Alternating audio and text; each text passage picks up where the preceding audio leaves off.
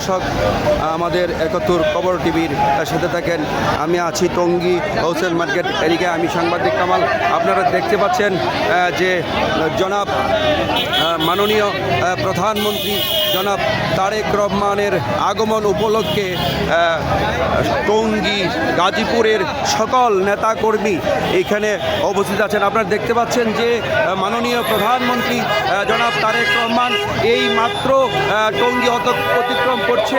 আপনারা দেখতে পাচ্ছেন যে আমাদের সকলের প্রিয় মাননীয় প্রধানমন্ত্রী জনাব সবার আগে বাংলাদেশ জনাব তারেক রহমান এই মাত্র হুসেন মার্কেট অতিক্রম করেছে। এই মুহূর্তে সকল নেতাকর্মী জনাব তারেক রহমানকে শুভেচ্ছা জানিয়েছেন।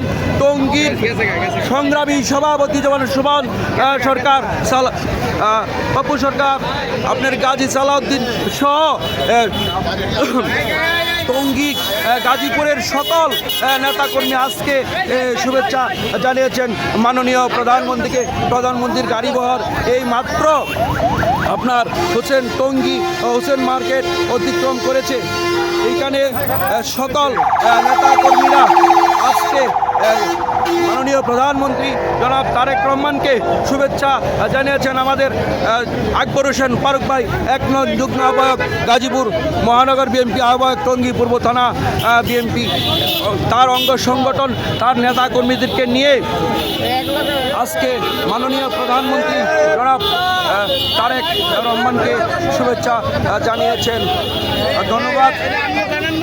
সম্মানিত দর্শক, আমাদের ৭১ খবর টিভির সাথে থাকার জন্য।